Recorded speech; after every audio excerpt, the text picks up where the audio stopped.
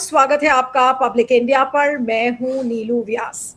राम मंदिर में जिस तरीके की करोड़ों रुपए की लूट हुई है, दान पात्र से लूट हुई है और अब एसआईटी की जांच चल रही है, उसको लेकर लोगों में चिंता है। और लोगों में चिंता इसलिए है क्योंकि ये आस्था का सवाल है। लोगों को लग रहा है और खासकर जो राम भक्त हैं, जो बीजेपी में विश्वास रखते थे, उनको लग रहा है कि अगर राम मंदिर भी अब देश में सुरक्षित नहीं है तो जनता कैसे सुरक्षित रहेगी। सबसे बड़ा सवाल ये है, आज इसके लिए कौन जिम्मेदार है, इस लूट का जिम्मेदार किसको ठहराया जाएगा, ये एक बड़ा सवाल है। चंपत राय, अनिल मिश्रा, गोपाल राय, बहुत सारे नाम आ रहे हैं, लेकिन सवाल ये उठता है कि करोड़ों रुपए का गबन क्या ये केवल 3 या 4 लोग कर गए। अब ये बताया जा रहा है कि राम टेम्पल ट्रस्ट की जो काउंसिल मीटिंग है वो शायद 5 जुलाई को होने वाली है। आज अभी थोड़ी देर पहले की खबर है कि विनय कटियार साहब, जो बजरंग दल के लीडर हैं, उन्होंने प्रधानमंत्री मोदी से बात किया है और मोदी जी ने उनसे पूछा कि क्या होगा, तो उन्होंने कहा कि अरे सब कुछ ठीक होगा। और उन्होंने कहा कि चंपत राय, अनिल मिश्रा और गोपाल राय का जेल जाना तय है। लेकिन आज एक ऐसे व्यक्ति से बात करनी जरूरी है इस पूरे राम मंदिर की लूट पर, जो कि बीजेपी के वरिष्ठ नेता हैं, लेकिन बीजेपी की ही बहुत सारी नीतियों के आलोचक भी हैं वो, और बीजेपी को आईना दिखाने का काम करते हैं। हमारे साथ डॉक्टर सुब्रमण्यम स्वामी हैं। डॉक्टर स्वामी, आपका बहुत बहुत स्वागत है। Thank you so much for joining. और राम मंदिर की लूट का मसला जब से शुरू हुआ, मैं सोच ही रही थी कि इस मुद्दे पर आपसे बात करनी जरूरी है। क्या सोचते हैं, ये लूट किस लिए हुई, कौन इसके पीछे है और आखिर ये हुआ कैसे? देखिए, हम जैसे लोग, अशोक सिंघल है नहीं, परंतु अशोक सिंघल ऐसे लोग शुरू से इसमें लगे हुए थे। आखिर में इसको कोर्ट में ले गया था और कोर्ट में बहस, यानी जो पहले तो लोअर लेवल में कर रहे थे वो उससे कुछ नहीं हो रहा था, तो हमने इसको सुप्रीम कोर्ट में लेकर फिर वहाँ बहस हुई और वहाँ ऑर्डर दिया गया कि ये राम मंदिर बनेगी और जो मस्जिद है वो कहीं और भी बन सकती है, उसके लिए जगह सरकार को देना चाहिए। तो इसमें सुलह हुआ था और उसी समय इन लोगों ने ये सोच लिया कि जो हो गया है उन लोगों को अब एक किनारा रखकर हम इसको एक मंदिर बनाएंगे। और उस मंदिर के लिए उन्होंने बाकी सब लोगों को बाहर रखा और नरेंद्र मोदी और जो उसके साथी लोग जो थे उन्होंने ये सब किया। मीटिंग में जब बुलाया तो उसमें जो जिनको आना था वो उनको नहीं बुलाया।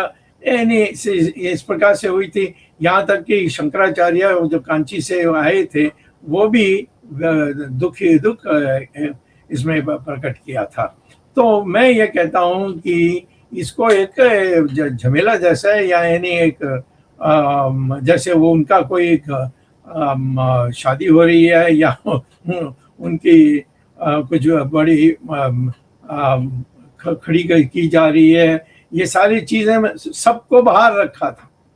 और अब लगता है कि रामचंद्र जी ने अपने तरफ से अपने क्रोध को प्रकट किया और ये आज हालत हो गई कि जहाँ मंदिर नहीं बन रही है और दूसरा है कि जिन लोगों ने किया उसमें पैसा वैसा ये वो सब झंझट बाहर आ गई है। और लेकिन आपको क्या लगता है कि इस पूरे ये जो जांच है, नृपेंद्र मिश्रा जो कि पीएमओ से आए हुए ब्यूरोक्रेट थे, उनको भी कंस्ट्रक्शन कमेटी का चेयरमैन बनाया गया। आखिर अगर अंग्रेजी में एक फ्रेज है, where does the buck stop as far as this Ram temple loot is concern, ये जाकर किसकी जिम्मेदारी, अल्टीमेट जिम्मेदारी इसमें किसकी है? नरेंद्र मोदी और कोई नहीं, जिन्होंने सारे जो व्यवहार करने की और जो भी करना था उन्होंने अपने हाथ में ले ली थी। हम सुप्रीम कोर्ट में जीतने के बाद वो इसमें घुसे और उन्होंने इसकी कि किसको देना है, किसको नहीं देना है। अब जब ये मामला हो गया तो वो चले गए विदेश और जैसे वो इसमें है ही नहीं।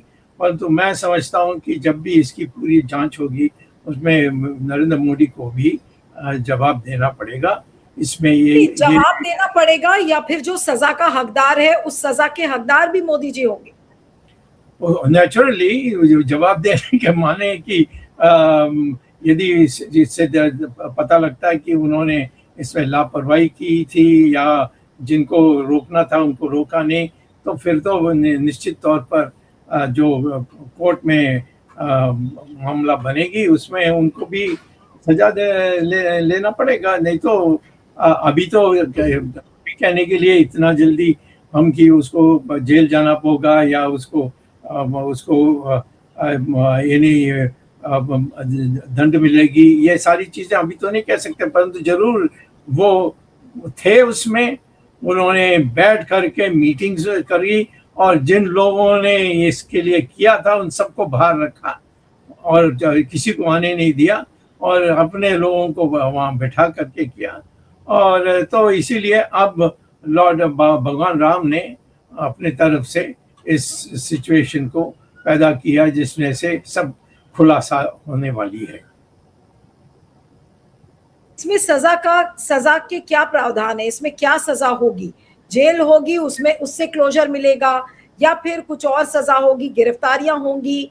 क्योंकि जिन लोगों को गिरफ्तार करा है वो तो छोटे छोटे लोग हैं, जैसे कि चंपत राय का ड्राइवर है, उसको इसमें हिरासत में लिया है, उससे फायदा क्या होगा?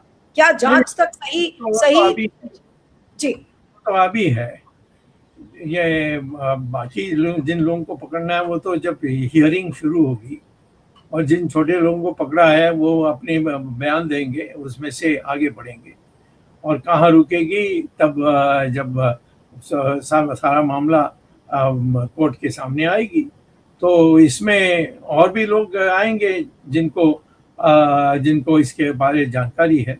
तो इसीलिए मैं कहता हूँ कि कोई बच नहीं सकेगा, क्योंकि ये रामचंद्र जी ने आखिर में ये जो सारा हुआ है ये सारा रामचंद्र जी के क्रोध से हुआ है, नहीं तो इतना इस तरीके से नहीं हो सकता था।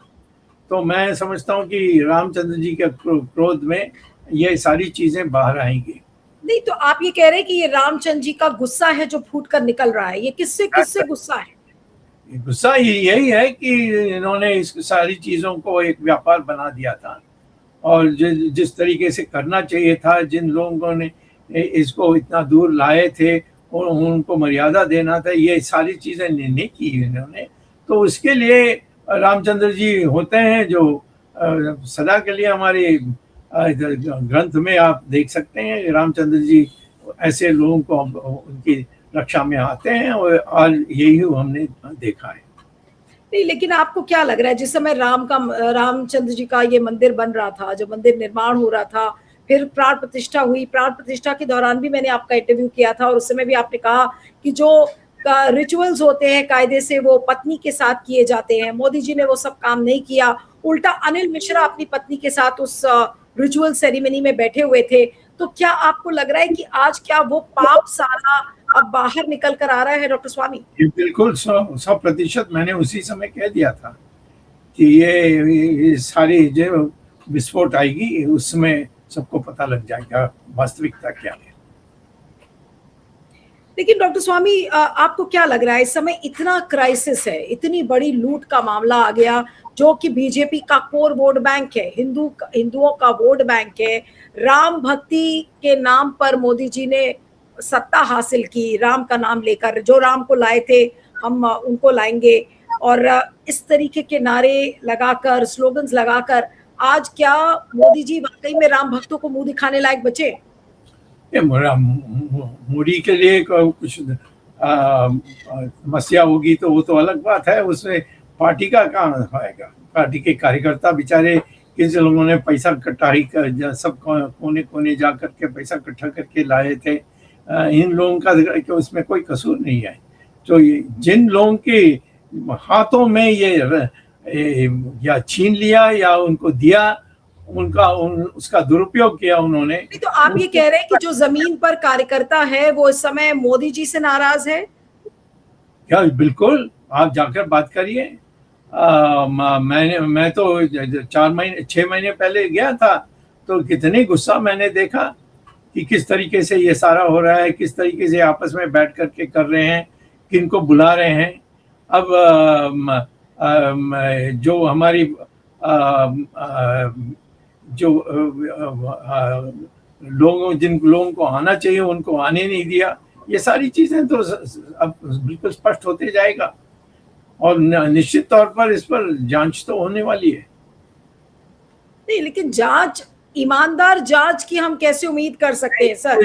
ईमानदार जब होगी, जब ये सुप्रीम कोर्ट की कमीशन में आएगी और उसमें सारे लोगों को मौका मिलेगी उसमें जाकर अपनी बात रखने के लिए, उसमें मैं समझता हूँ कि लगभग जो सच है वो बाहर आएगा।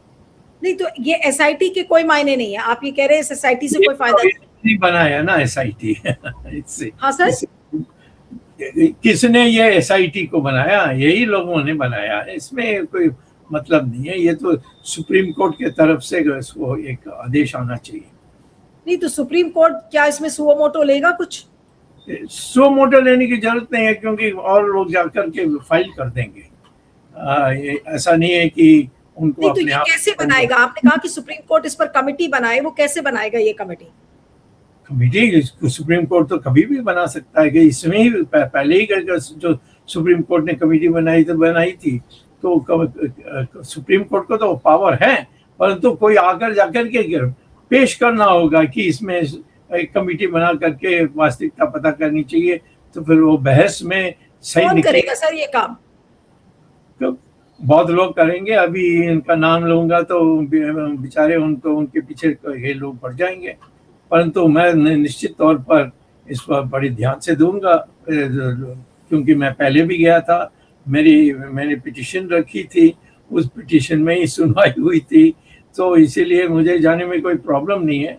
परंतु मैं समझता हूँ कि इसमें और भी लोग आनी चाहिए, उसमें जो शंकराचार्य भी आकर बहस में बोलनी चाहिए। मैं अभी आया हूँ एक आम सभा से जहाँ पर शंकराचार्य थे, वो भी दुखी हैं इस बात से कि जो रामचंद्र जी जैसे मर्यादा पुरुषोत्तम का अवमर्यादा हुआ है, इससे उनको बड़ा दुख हुआ है।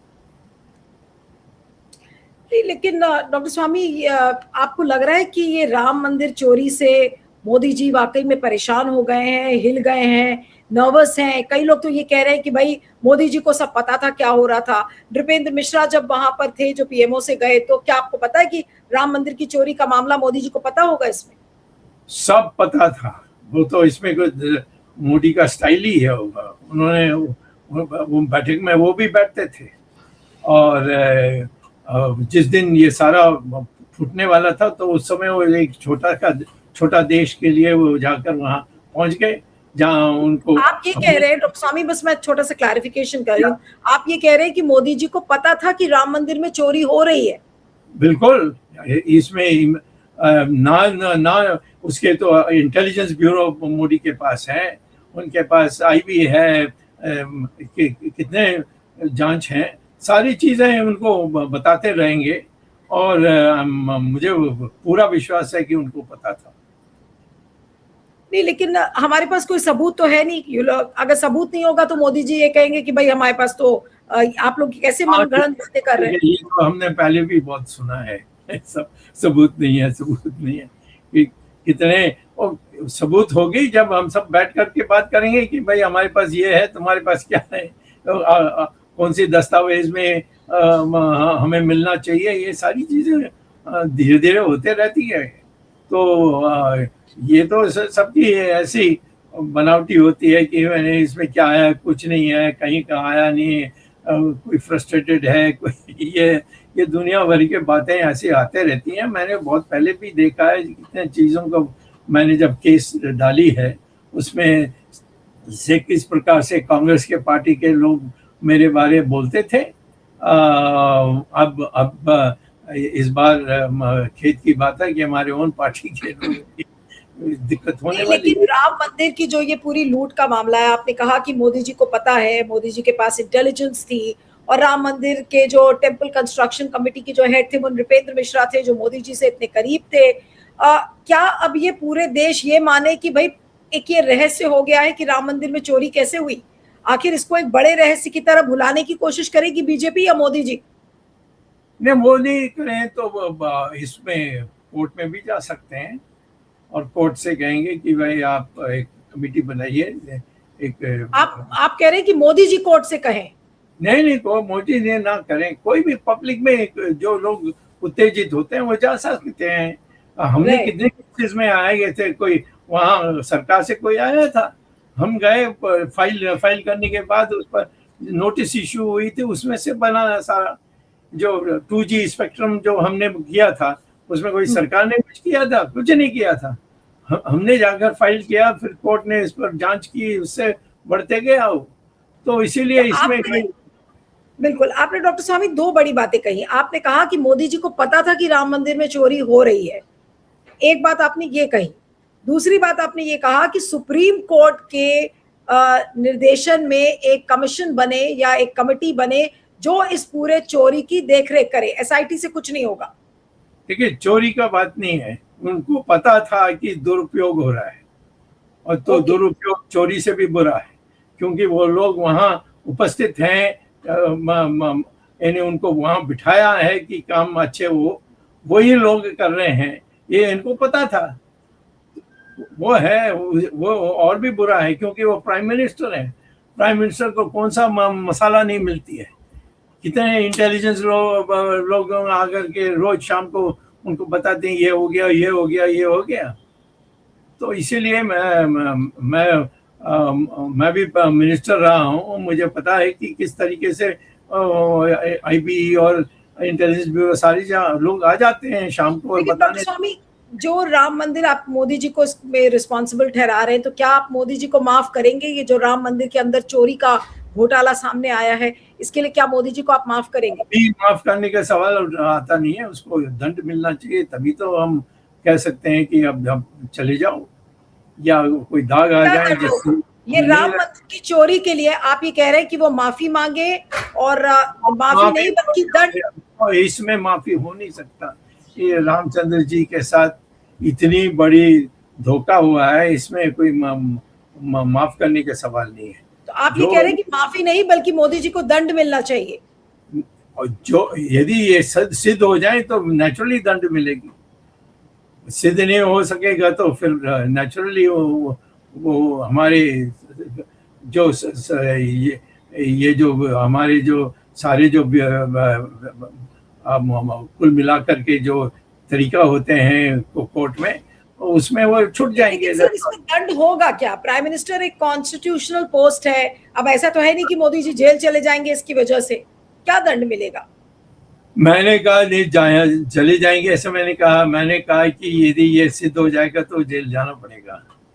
मैंने ये नहीं कहा कि वो जेल जाएंगे, मुझे क्या पता है कि क्या क्या मसाला आने वाली है। आप ये कह रहे हैं कि अगर ये चोरी सिद्ध हो जाती है तो फिर मोदी जी को जेल जाना पड़ेगा? नेचुरली, इसमें इससे बड़ा अपराध क्या हो सकता है?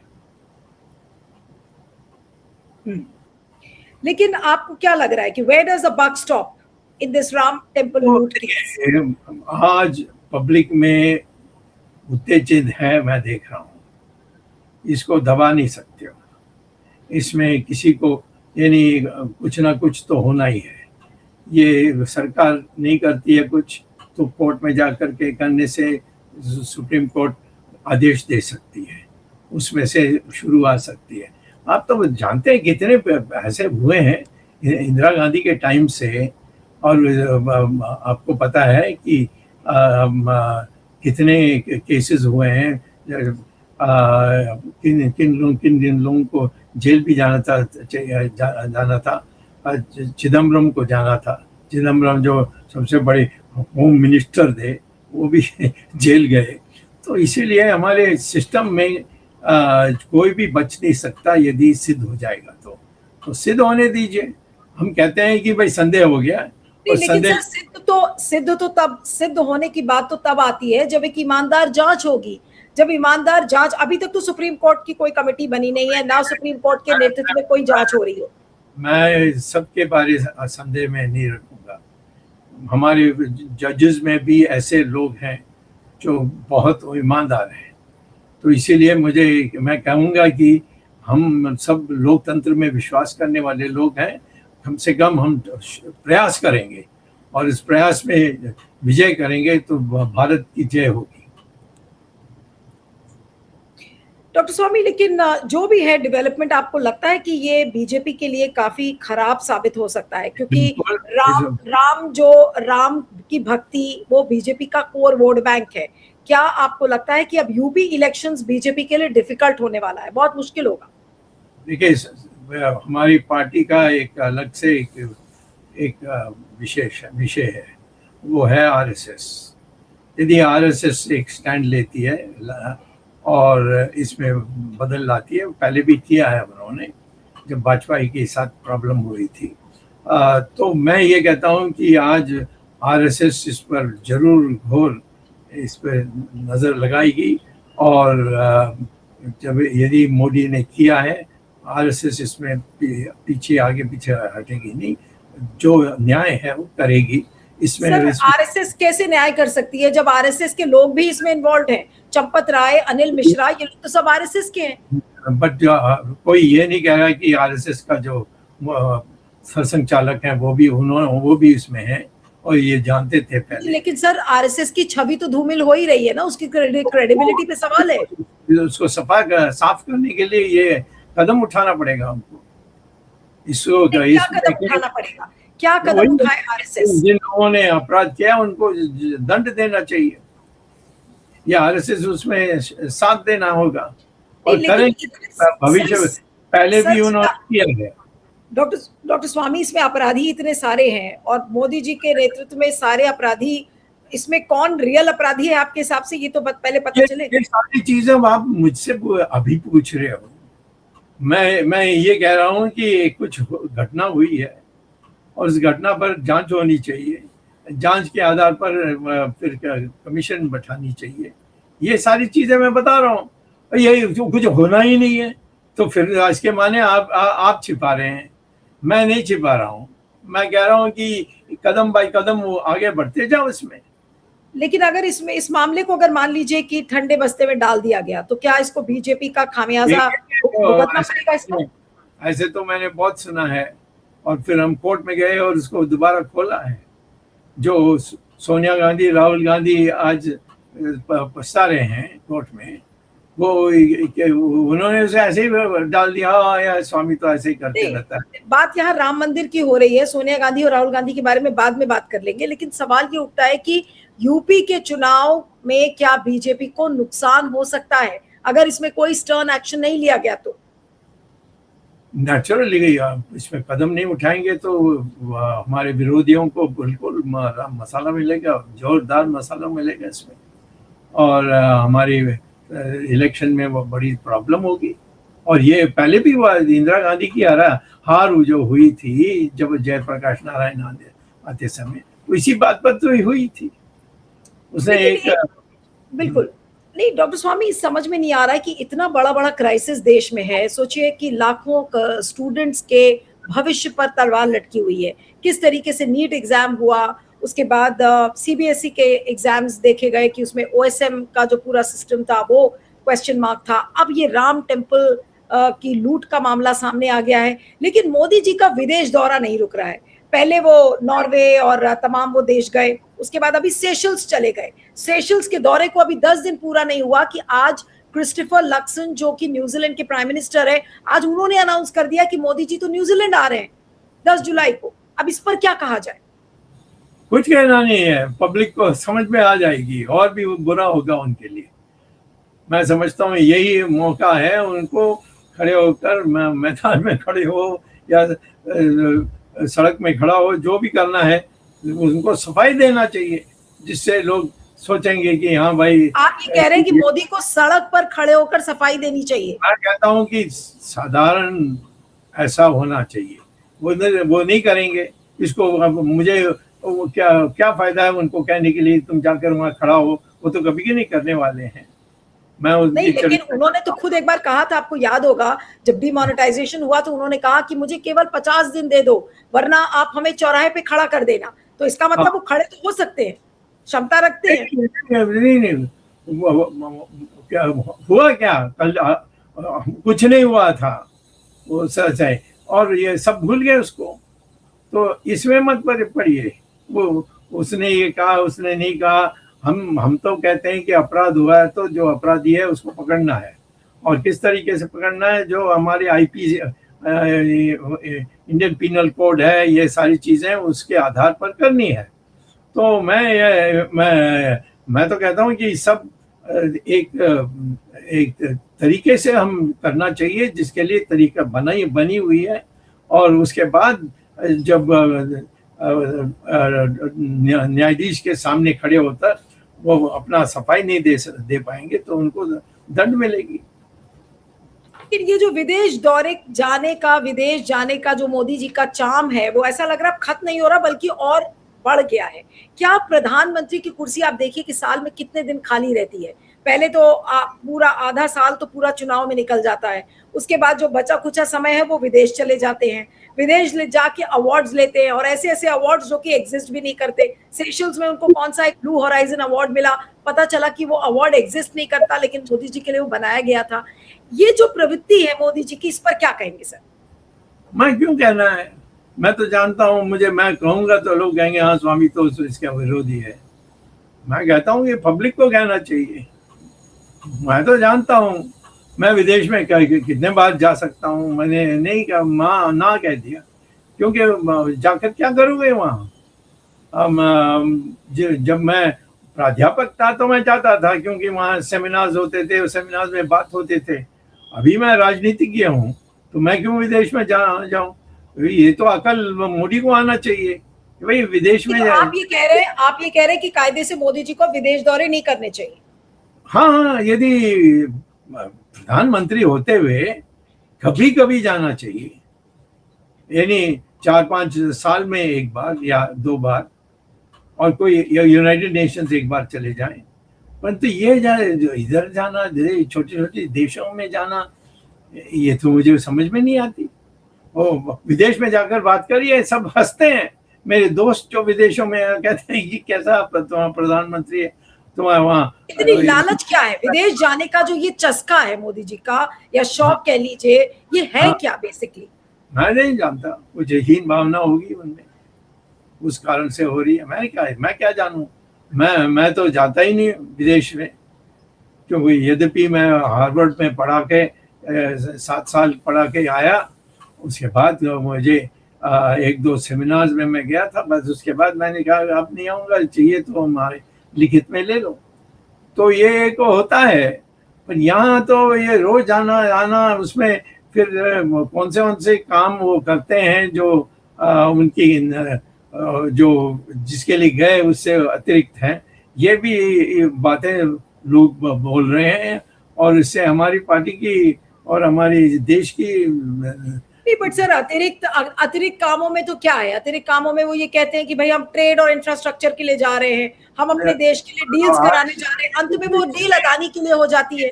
इसमें आप मत जाइए, ये तो लंबी बात है।